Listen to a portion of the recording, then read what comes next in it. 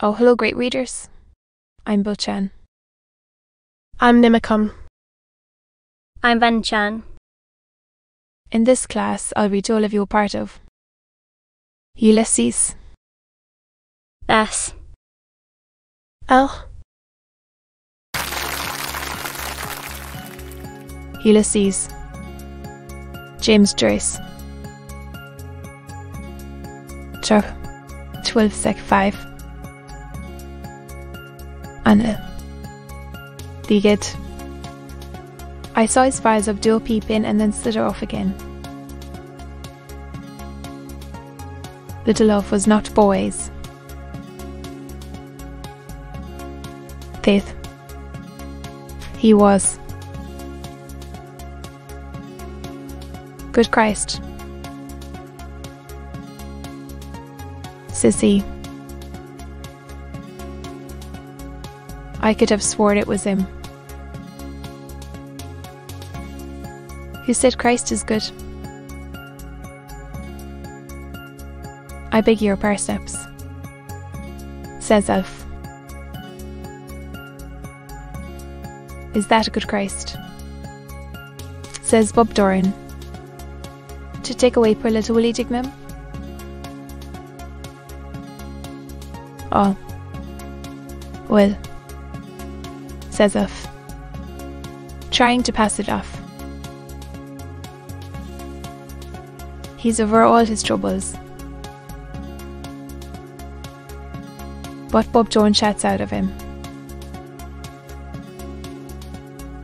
There's a bloody ruffian, I say, to take away poor little Willie Dignam. Terry came down and tipped him the wink to keep quiet. That they didn't want that kind of talk in a respectable licensed premises. And Bob Doran starts doing the weeps about Paddy Dignam. True as you're there. The finest man, says he, snivelling. The finest, purest character. The tear is bloody near your eye. Talking through his bloody hat. Fit if I'm go home to the little sleepwalking but she married. Minnie, the Bumbailiff's daughter. Mother kept a kip in Hardwick Street. That used to be stravaging about the lendings Bantam Lions told me that was stopping. There at 2 in the morning without a stitch on her. Exposing her person. Open to all comers. Fairfield and no favour. The noblest. The truest. Sissy. And he's gone. Poor little Willie. Poor little Paddy Dignam. And mournful and with a heavy heart he bewept the extinction of that beam of Atan. Old Garyon started growling again at Bloom that was skeezing round the door. Come in. Come on. He won't heat you, says the citizen. So Bloom slopes in with his God's eye on the dog and he asks Jerry, was Martin Cunningham there? Oh, Christ may count, says Joe, reading one of the letters. Listen to this, will you? And he starts reading out one. Liverpool, Dublin. Honoured Sir, I beg to offer my services in the above-mentioned painful case I hanged. Jogging in Beadle Jail on the 12th of February 1900 and I hanged. Shorth. Joe, says I.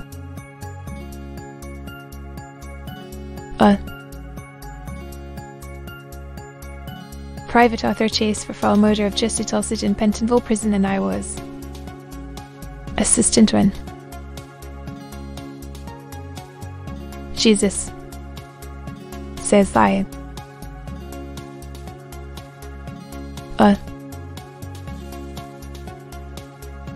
Billington executed the awful murder of Toad Smith. The citizen made a grab at the letter. Hold hard, says Joe.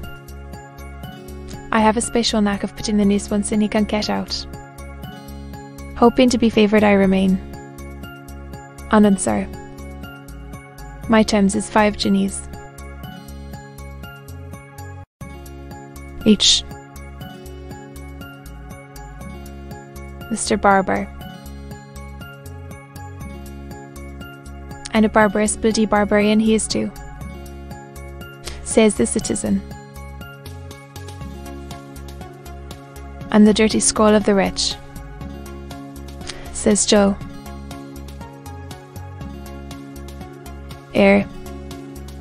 Says he. Take them to hell out of my sight. Off. Hello.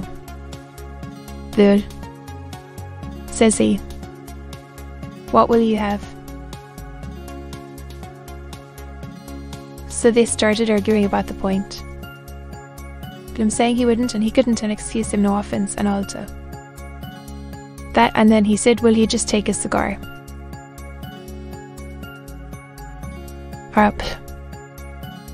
He's a prudent member and no mistake. Give us one of your prime stinkers. Tay, says Joe.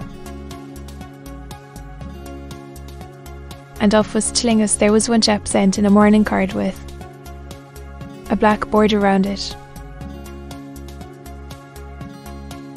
They're all barbers, says he.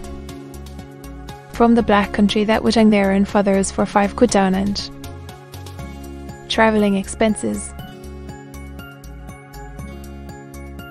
And he was telling us there's 2 fellows waiting below to pull his heels down when he gets the drop and choke him properly, and then they chop up the rope after and sell the bits for a few bob a skull. In the dark land they bide, the vengeful knights of the razor.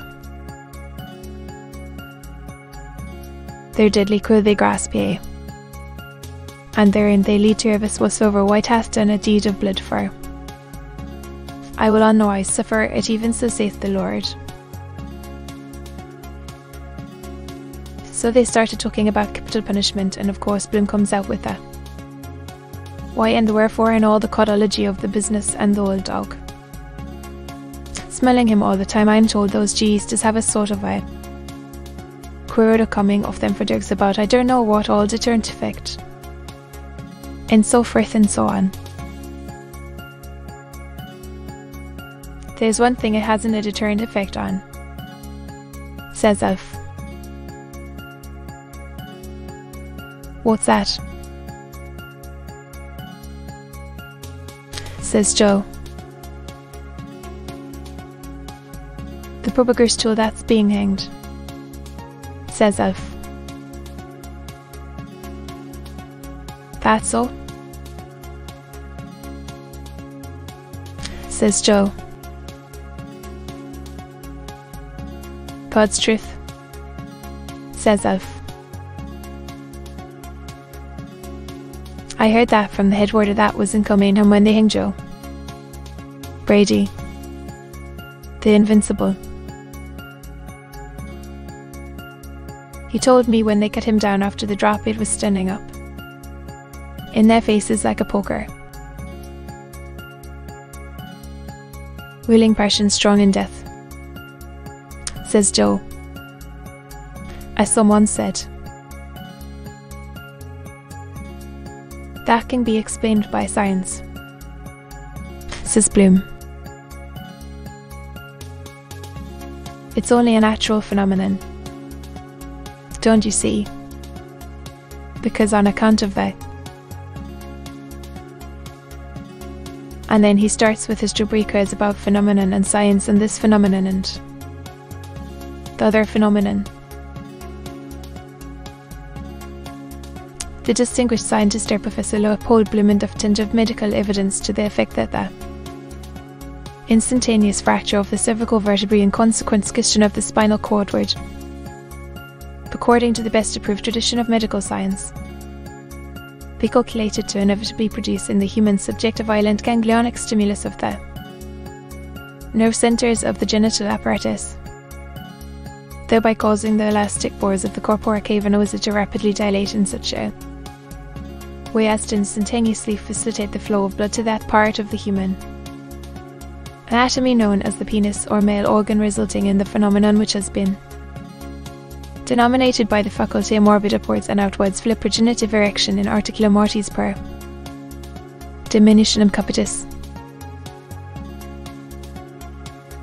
So of course the citizen was only waiting for the wink of the word, and he starts gassing out of him about the invincibles and the old guard and the men of 6 dice fair, and he fears to speak of 9 at 8 and Joe with him about all the fellows that were hanged, drawn and transported for the cause by Drumed Carp Marshal and in New Ireland and knew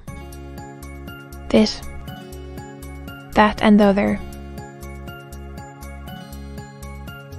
Talking about New Ireland, he ought to go and get a new dog, so he ought. Mingy arrived in his boots, sniffing and sneezing all around the place and scratching his caps. And round he goes to Bob Doran that was standing off a half one sucking up for what he could get. Give us the paw. To be continued.